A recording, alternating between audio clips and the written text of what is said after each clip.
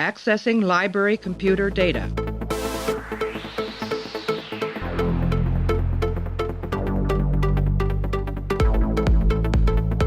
Out there are no saints. Just people. Hey everybody, welcome back to the podcast. We're up to episode 10 of season 1. We're well into our Deep Space Nine season 1 adventures. This one is called Move Along Home. It is directed by David Carson. Story credit goes to Michael Piller. Teleplay goes to Frederick Rappaport, Lisa Rich, and Gene Carrigan-Fauci. In this episode, Quark is forced to play a game in which the lives of the crew appear to be at stake. We're going to be joined by Clay to talk about this one. Clay, how are you doing? Do you feel that you are in the game of your life?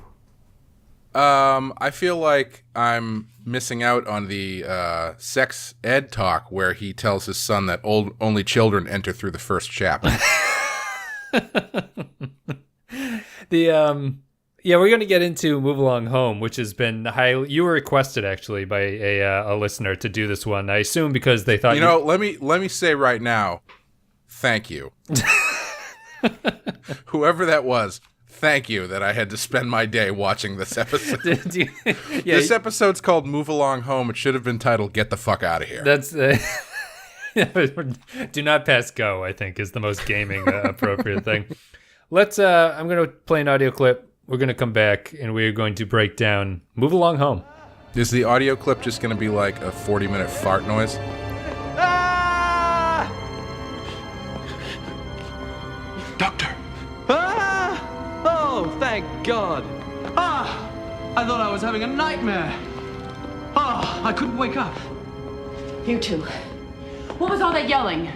Well, haven't you ever had to wake yourself up out of a bad dream? This isn't a dream. We're guests of the Wadi.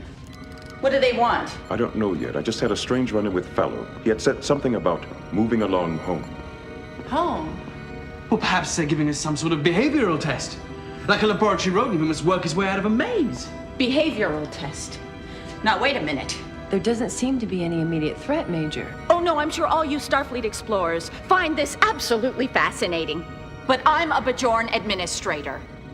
This is not what I signed up for! All right, Clay, so maybe you were chosen because Michael Piller, the showrunner at this point, said that this episode was inspired by the Checkmate episode of The Prisoner.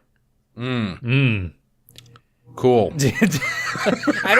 I was trying to remember. I don't remember if I thought Checkmate was a good episode. I remember what happens in that episode outside of the human chess component. The human chess, if I remember, it's been a while since I've watched it, but the human chess component is sort of like a metaphor for the larger game that's being played in the village between number 6 and number 2.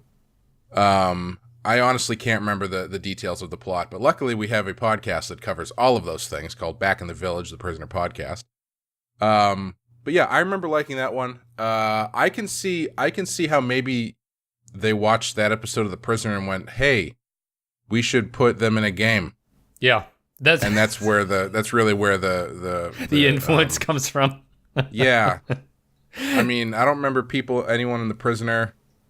This episode reminded me like an episode of Rick and Morty more than it did The Prisoner. Oh, really? Because the aliens are so weird, and they're chanting really strange things, and they're I don't know, for some reason it seemed like this was like 2 clicks away from being a Rick and Morty episode. Yeah, this episode is not well regarded.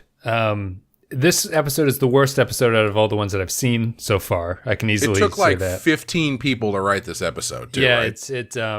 And the Frederick Rappaport, I guess, was the original guy, and he was kind of pleased with the way it turned out. So I don't really... I thought when I was reviewing it was going to be one of those, the writers like, oh, they didn't get anything. Like, this is not what I wanted to be shown on screen. But apparently he was pretty happy with it, so who knows. Ronald D. Moore stated that when he watched this episode prior to joining the writing staff of Deep Space Nine, he was, quote, wondering if everyone had lost their minds. So... You and me both. I mean, this is it's a terrible episode in a lot of ways, and I think there's really, to explain my process of how the podcast works, I watch the episodes and I take notes about them, and I just kind of type things down as they appear. after I'm done with that and when I'm sort of getting ready for things, I look over my notes and I kind of think about the episode and I try to think of like bigger questions that we can talk about during things. So sort of like thematic stuff and how character interactions work and like what this means for the show and everything going forward. Mm-hmm. I had a really hard time doing the prep for this episode because I don't think it's really about anything. And it almost fails on every single level. Like the acting is bad in it, the scripting is bad in it, the plotting is bad in it, the characterization is bad in it. I don't really think there's a single saving grace to an episode that plods around for a long time and then has a reveal in the last 5 minutes that make the entire production pointless in the long run. Yeah. I feel like, what's her name? What's the character's name with the Bajoran Kira woman? Kira. I feel like she's kind of plays the role of the audience in this episode, at least for me anyway, because I feel like most of her lines are her going like, wait a minute, what? And then at the end she's like, wait, so we weren't actually in any danger whatsoever? Right. I feel like I'm surprised at one point she didn't just go, so what exactly was the point of all this? She has a line that she screams it's terribly acted too. She says she didn't sign up for this, and I think the audience kind of agrees with her at that point too. Yeah, Kira might be fitting the role of the audience. I don't know if you really noticed it, but it's plainly obvious that Avery Brooks is not enjoying himself in this episode, except for when he gets to dance and sing a rhyme. Do the hopscotch. He's actually gone on record as saying this is one of his two. He only hated working on 2 of the episodes of the show, and this is one of them. Yeah. So, what'd you think? I've been talking for a while. What'd you think about Move Along Home as someone who's never seen this? No, I thought it was great. I'm really excited to be here. No. I spent most of the episode trying to figure out why what are we doing here? Why are we here? Why are they telling us this story? And I couldn't really figure it out. Like the only thing I could come up with is like what's the theme of this episode? Don't cheat? I mean it's a good question. Is this a episode about teaching Quark a lesson? No, I don't know. Right? I don't think really. It is. No. Yeah. No. I mean, it's like it's. I was talking with Dan about it a little bit, and I had learned that Dan is watching this along with us as we go, and he's never seen it before, so he's similarly disappointed by the early Deep Space Nine episodes. Yeah. And I kind of was as we were talking about it, I was kind of coming back to what I said previously. I think on the last episode that it feels like. So I feel like the vibe they're trying to go for, at least in the episodes I've seen, is sort of like this is just what day to day is like on Deep Space Nine. You know, crazy people show up and these crazy hijinks happen, just like it would if like in a Western town. You know, they get the Western thing going on there. Yep. But the reason that it's not working for me is because, you know, as I said previously, a lot of these feel like bad later season TNG episodes. And the reason that those TNG episodes work better is because your characters are really firmly established and your character interplay is really firmly established. So that really goes a long way to carry a lot of this shit. And here I feel like I'm not getting anything from any of the characters in this episode. Like I'm not learning anything about anybody except for there's one good line in the episode where Kira says, Kira or Dash, I can't remember, says, if I was in command, I'd leave you behind. And then Sisko says, well, it's a good thing you're not in charge. Oh, yeah, Dax says that, yeah. Dax, I'm sorry. Yeah, not Dash. That's a pretty good line. But aside from that, like, there's no character work in this episode. I mean, again, the highlight of the episode, and it's a very dim highlight, is Odo and Quark, you know, yelling at each other. But even there, it's like, for no purpose in the service of this ridiculous game. Yep. That like it's really hard to feel engaged when one of your characters doesn't know the rules of the game, which means that the audience also doesn't know the rules of the game. Well, you could I would argue you could have the main character not know the rules if the audience knows the rules. You know what I mean? It's just like it's some, having the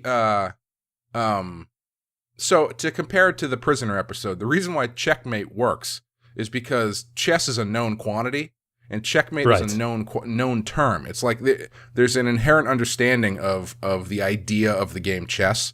So when you get into this mind game between 6 and 2, even if it's not explicitly them playing chess against each other, you understand the illusion that they're making because you understand the concept of the game. This one, like, could you imagine if this episode didn't have the crew members being Jumanji'd into the game? Like, right. it would just be Quark and these other people just like moving pieces around on this weird like Lego set. Yep. Yeah. It just, and like sucking them into the game makes no sense whatsoever in terms of like, it's only done because there is no drama or narrative thrust to anything that's going on. Right. Yep. And like, they don't even explain it. They don't even explain why they get sucked into the game. No. Like, it's not, why was it them? Why was it specifically the people whose names are in the credits? Right. You know, it's why not Odo in a sense? Like, yeah. Why was Odo left behind? Yeah, I think that my overall point of this episode is that it's falling into what a lot of the episodes are doing here in the first season, where everything that happens feels like it's just a plot point as opposed to wanting to tell a story about something. Yeah. Mm-hmm. And this one feels particularly pointless, like out of all the episodes. There's no sense of danger, right? Like the episode never establishes any reason why you should feel fearful for what's happening to the characters in the game, because you never see anything bad happen to them. They disappear at the worst.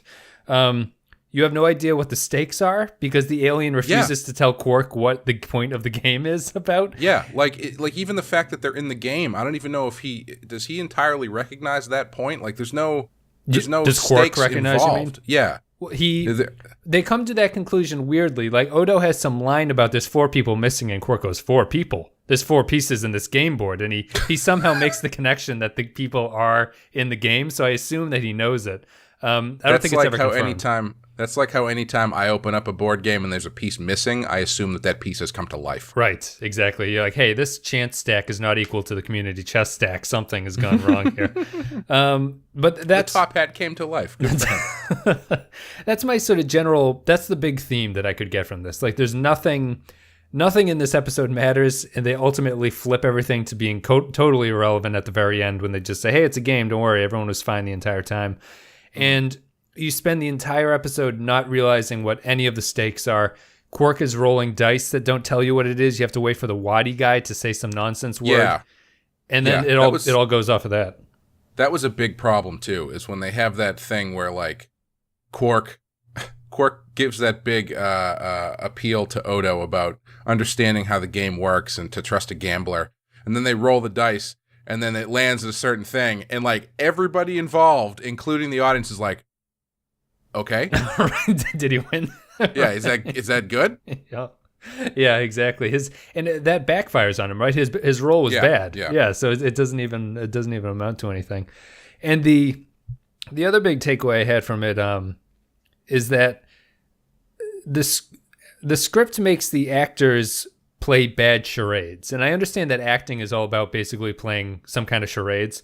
But the script here does no service to any of these actors. It puts them in such a bad situation where the sets that they're in the game are just empty rooms, right? And it's like they're throwing out charade suggestions. It's like, all right, pretend like you're choking. Okay, pretend like you're having a bad nightmare. Okay, now pretend like you're very high. Yeah. I got the same feeling where the scene where they're choking and they're drinking and they have to drink that stuff, I was like, this feels like level 1 improv class. Right, yeah. Yeah. All right, now she's choking a little bit more, so help her drink the thing because she can't do it. I don't know. And they couldn't even come up with a reason as to why he's like, oh, I didn't even know. I just guessed. I just drank the liquid. They had the liquid. I drank it. Not to mention, it's the one thing. Like, so the other thing. So okay, here's a. You're a big board game person, right? Yes. Who is in charge of the action of this game? I think the Wadi is the dungeon master, if you want to call him that. Well, then what role is Quark playing? Because how is Quark influencing what's happening if also inside the game, the choices they are making are influencing the outcome of the game? I totally agree. Like Quark doesn't even really have an input on things, right? Because he is just rolling dice. It's not like he's making it. He has the decision that they say you can go the long way or the short way. The short way is more dangerous, but the long way takes longer. He says, okay, I want people to be safe. Let's go the long way. Then he rolls and the guy's like, ooh, that was a bad roll. It looks like the long road is going to be the very long road or something. It's like, I don't understand. It's not really a game. You know, they keep calling it a game, and the species, the Wadi, are supposed to be all about games. It's all they want to do is play games. There is no game that they're playing here. There's not even a fail state. Like, you can't lose the game at the very end. Yeah, the only thing that I can gather is that Quark's role is to, by whatever he's rolling with those dice, that is going to dictate basically the level that the characters are put in. Sure.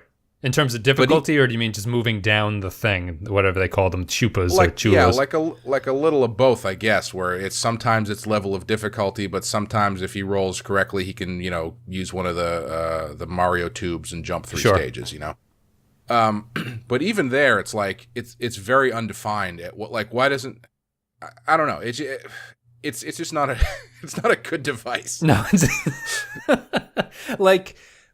At least, and there's no way to, it's not like Quark is watching what they're doing. Right. He doesn't. He doesn't have a window. Yeah. Right. Yeah. It's just like he does something, then they cut to the people doing it inside the game, and then they cut back, and they're like, "Oh shit!" But Quark has no idea how his role is influencing what's happening to these people. Like, if he was watching them having trouble, and then he's like, "Oh shit, I have an extra roll. If I roll this and I hit the right numbers, I could end this and they could get out." And then he rolls it and like a Rancor shows up or something. Yes. Like that. Right, that at least adds drama to the fact that he, like, the chances he's taking are directly influencing how fucked his friends are. Yeah.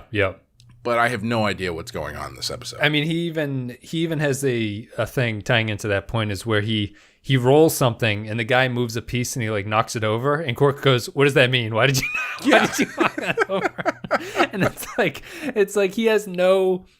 It's like if you were put in a basketball game and you were totally unfamiliar and you also were wearing a blindfold and they were like, just run around and see what happens. Yeah. Quark stands no chance here. And as far as the game goes, like the levels that they're in, this game's real easy, right? Like they're in the level where they're choking off the gas. Literally the only thing they can do is drink stuff. Yeah. So it's like you have one of two options. You either drink it or you die. Yep. Like in the first level, the hopscotch thing.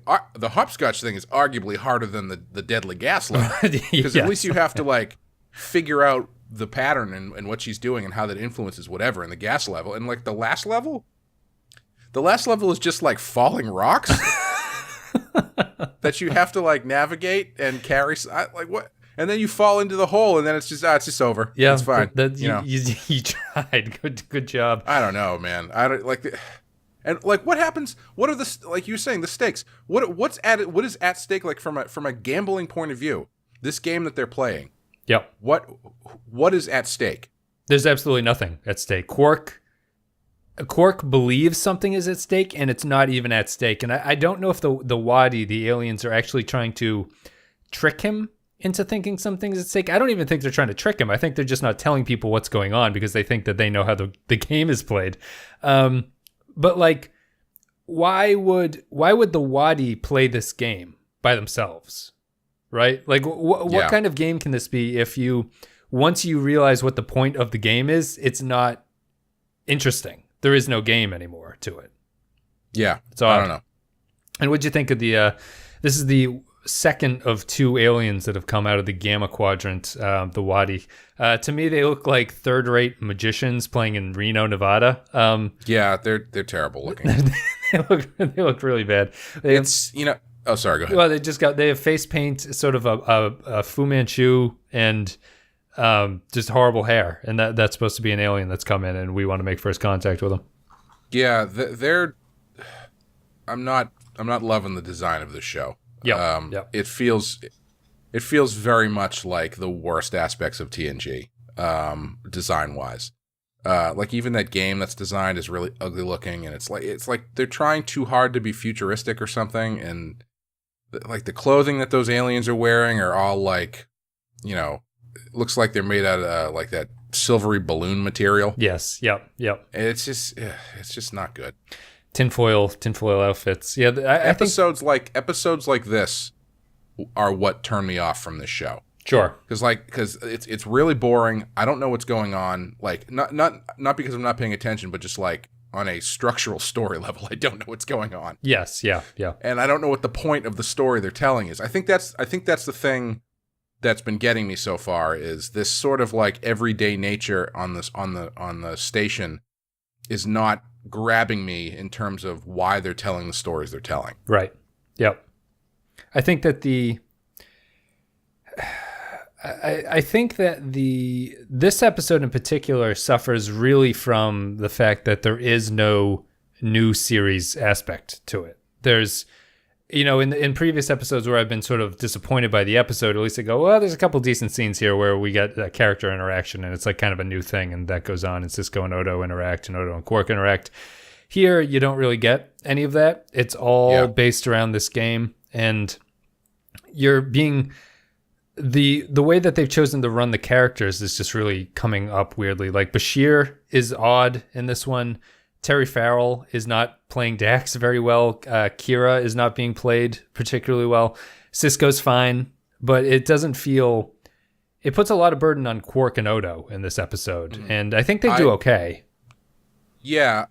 However, I have noticed something that they're doing with Odo. I don't know if he's just like this all the time, but the couple episodes, the Q episode, they had a good scene together where Odo, kind of saw what was going on and then used that as motivation to get in Quark's face about stuff. Right.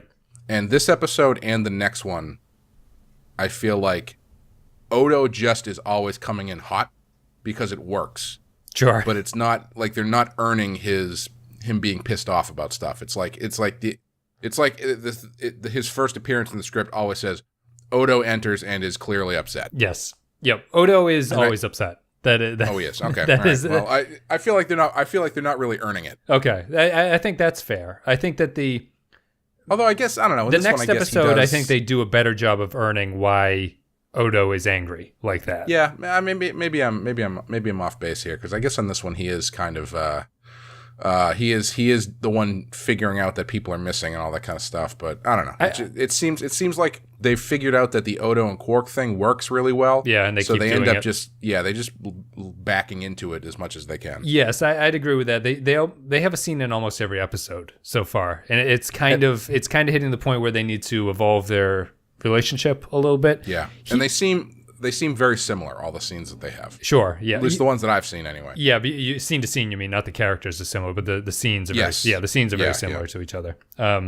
Because their interaction has no reason to change at this point. Although, I think in this episode, they're antagonistic, but Odo is trying to help Quark out, just because the plot demands it, so they'll work on that out together.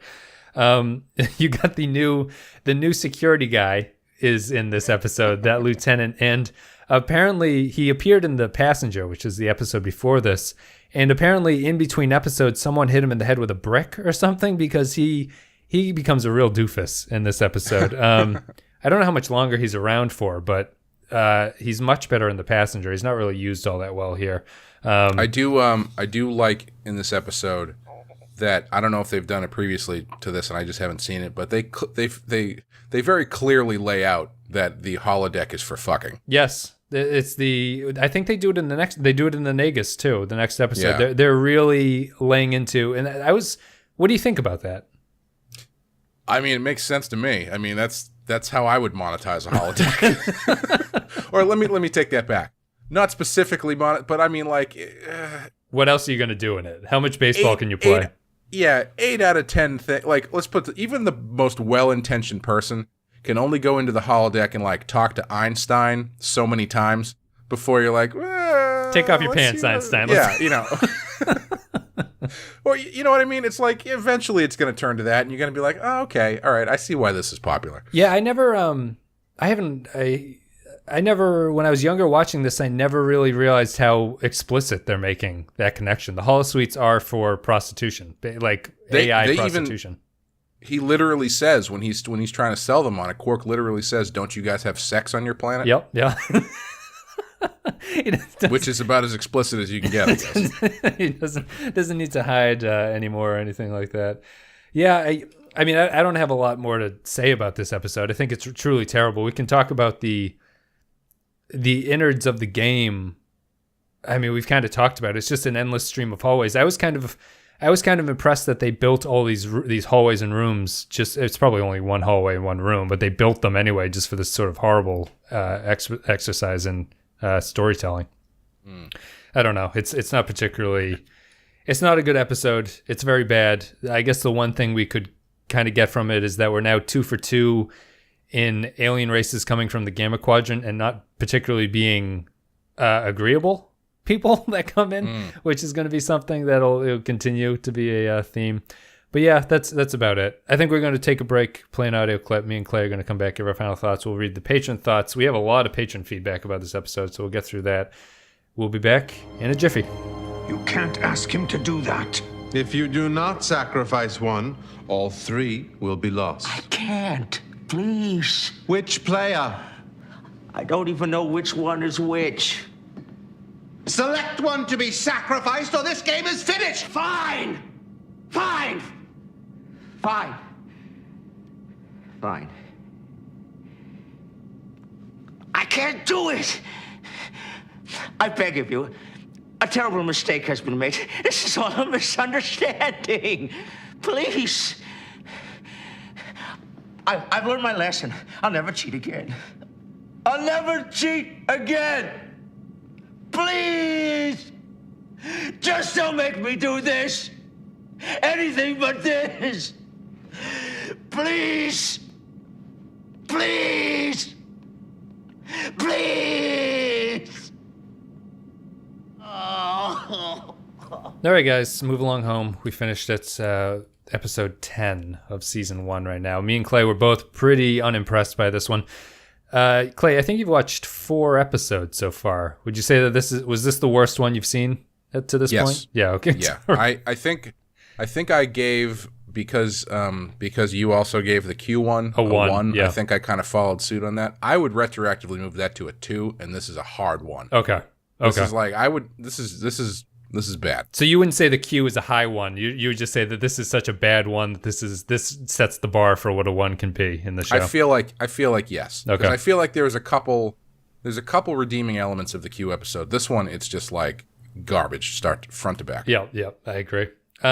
We'll read the patrons and then we'll give our final thoughts. Although it's ratings. Go ahead. One other thing, the thing at the beginning where Cisco is giving Bashir shit for not having his dress uniform. Yes. They've got replicators. I know. Make a fucking new one. They've got replicators. Why is this even an issue? The second thing is they were considering bringing back Garrick, who you haven't yet met yet, but he's the tailor. They were going to write that into it to bring him back so he could sew it, but the replicator makes a lot more sense. Also, in this one, you get a little bit of the Cisco and Jake stuff, which is going to come back much bigger in the Nagus, but you do get a little bit of a hint of Jake and Nog hanging out. I think Ben Sisko implies that Nog is out getting hand jobs and he doesn't want Jake to be out around with him. Yeah, he does definitely imply something about what's going on with Nog. I do really like when he's like, tomorrow morning, first thing, we're having a talk about women. I was like, could you imagine waking up and then be like, good, you're awake. Let's talk about sex, son. I've been up all night looking at material and I'm ready to bring your face to it. Yeah, I don't think their plot line doesn't really do anything else in that except for just sort of reinforce the fact that Nog and Jake are friends. So I don't think we need to talk about it.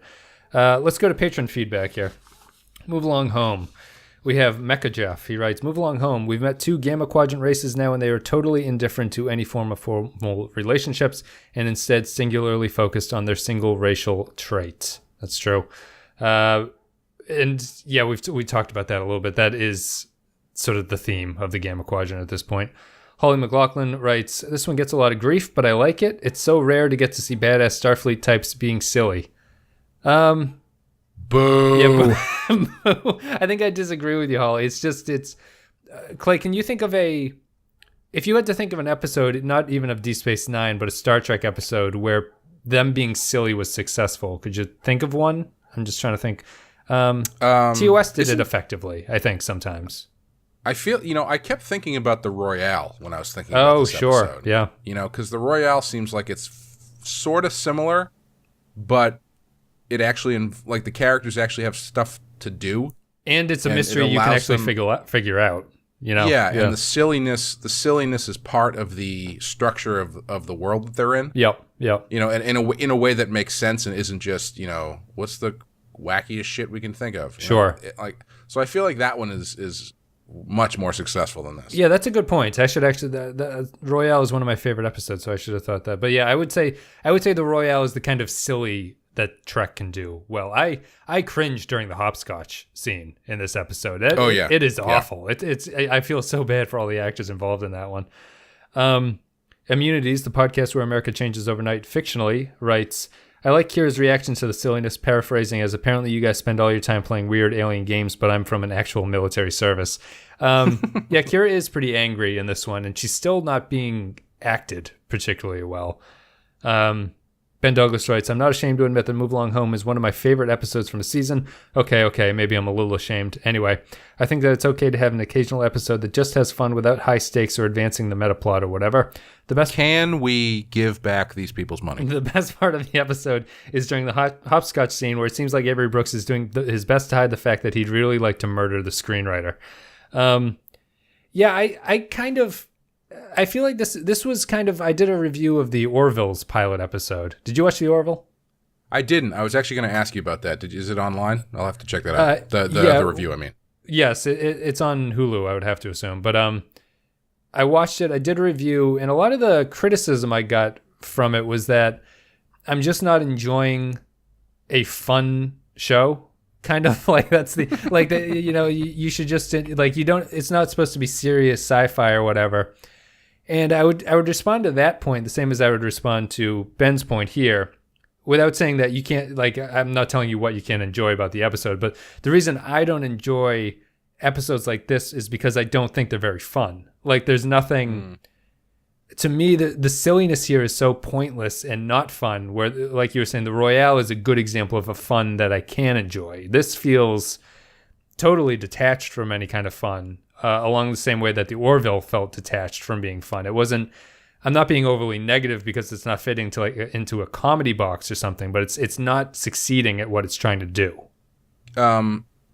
Did you see A Million Ways to Die in the West? No, that's the McFarlane Western, right? Yeah. Okay. Well, the problem I had with that movie, I'm wondering if it follows into the Orville. So is the structure of the Orville basically it's like a Star Trek show if the main character was not played by Seth MacFarlane, but is just Seth MacFarlane? Where in what I mean is that he's basically tropes are being executed that are native to something like Star Trek, and then he's kind of waxing ironic and sarcastically remarking on them as they happen. Sort of. I'd say that the universe that the characters live in is very much Star Trek, but it's as if you put modern, semi-realistic people into a Star Trek universe. No one particularly acts like they belong there. They're all just kind of playing Joker characters in this situation. Yeah, that's what I kind of had the feeling that's what it was going to be like, yeah. Yeah, and I mean, I think MacFarlane doesn't help because MacFarlane isn't a great actor. He's competent at certain things, but I think he's a better writer than he is an actor in these kind of roles. And the Orville, to me, just felt like it was a very long, hour-long show that only had 5 minutes of jokes in it, and it wasn't sure if it wanted to be a comedy or not. Yeah. And you just have to decide. If you want to be a comedy, you have to tell more jokes. I'd be willing to go with that. If you want to do a more of a dramatic sci-fi thing, you probably can't cast Seth MacFarlane in it. You can have him write it maybe, but just not cast it. Joint Mango. I would have liked Move Along Home a bit more if Quark was in control of everyone's fate. So that's your point, Clay. The surreal world of the game is kind of neat. The costume on the Gamma Quadrant aliens are awful. I would agree with 2 of your 3 points. I didn't like the surreal world of the game very much. It felt like I would have liked it if it was. Yeah, I would have liked it if it was a little weirder.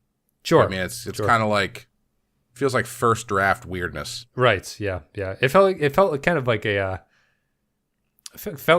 little Trump hotel a little bit. There was a lot of gold and everything like that. Maybe that's what they're going for. I mean, the one of the issues with it is that clearly they built that set and they're like, all right, everything has to happen in this set. Right. Yeah. So we can't get too weird with the visuals because we have to make sure everything happens in this same, octagonal room that we built because we only have one. It was originally scripted to be an outdoors exterior location in the game. Yeah, I mean, that probably would have, I don't know if that would have helped much, but it might have been a little bit more interesting. Yeah, I think you could have just gotten away with more weirdness type stuff, but they went with the interior. And why are the people, what's the name of the race? The Wadi. Why are the Wadi in the game?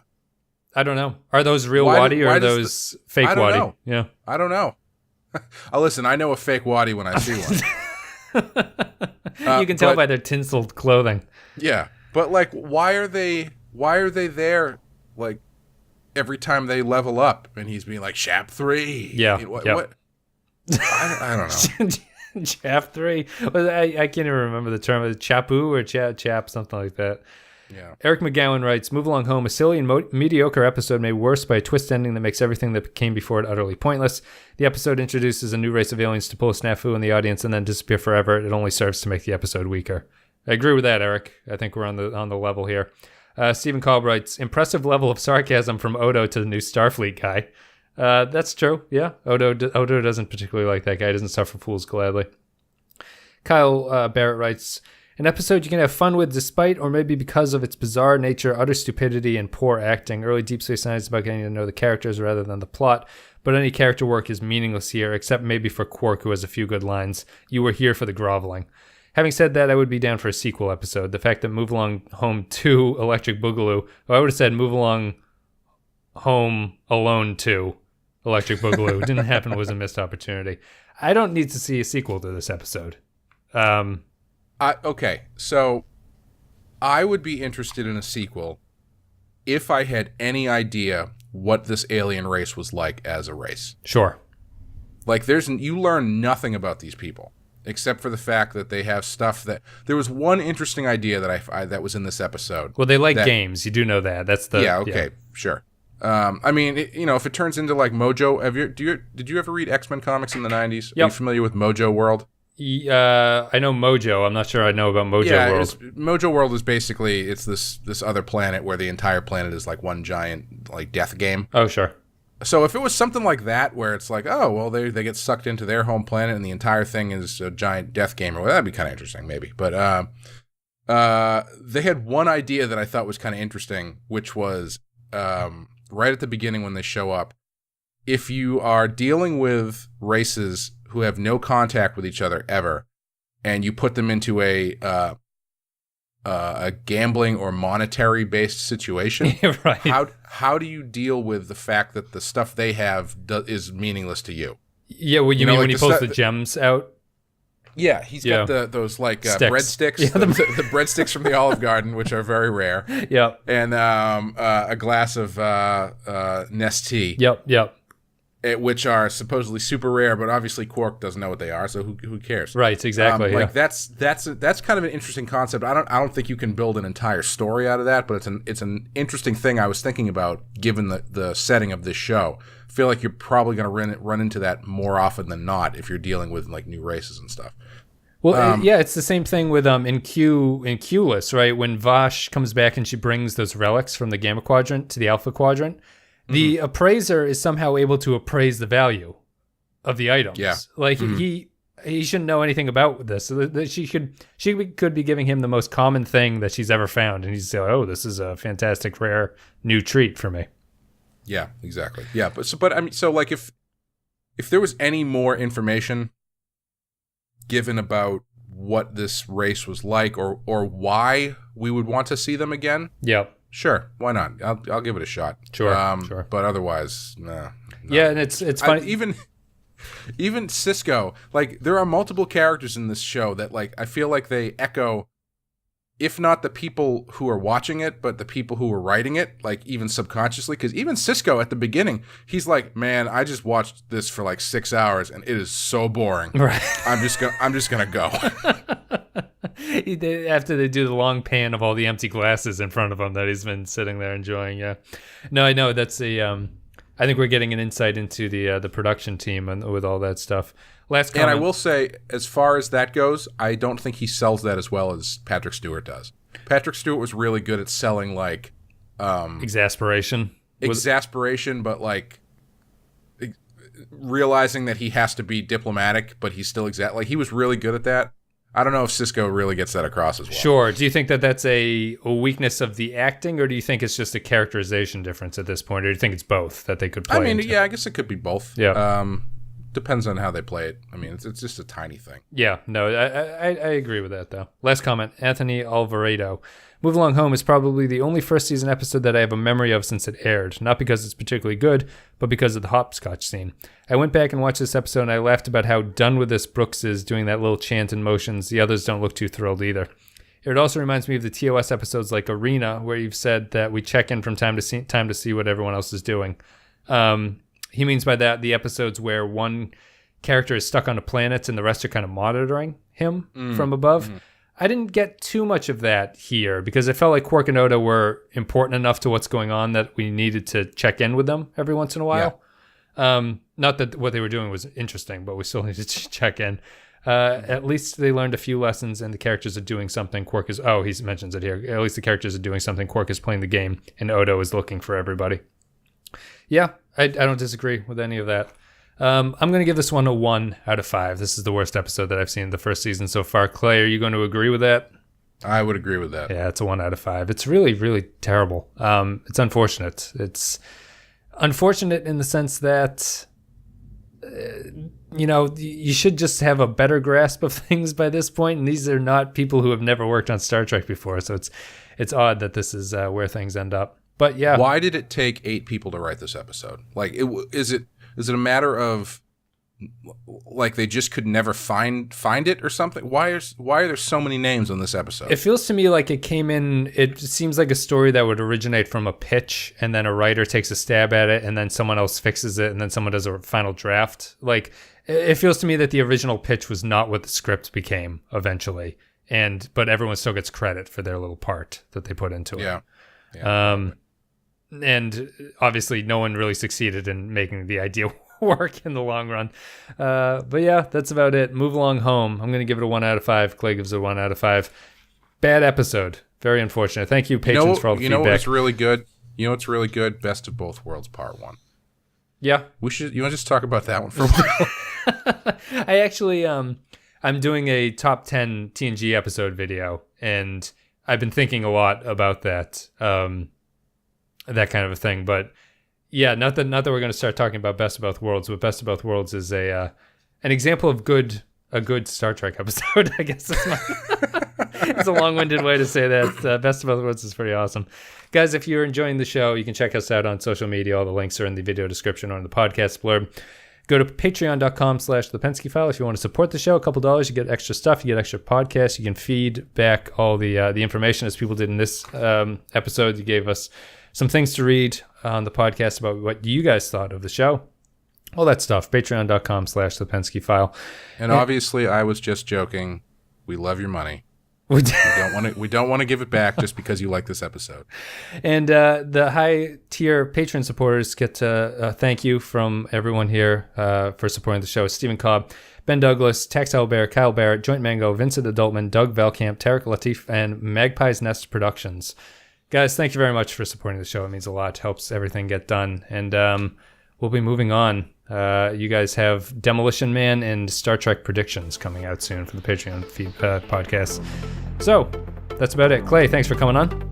Oh, thanks for having me. I feel like I'm really putting in the work here. Absolutely. And we are going to be coming back at you with the Nagus. See ya.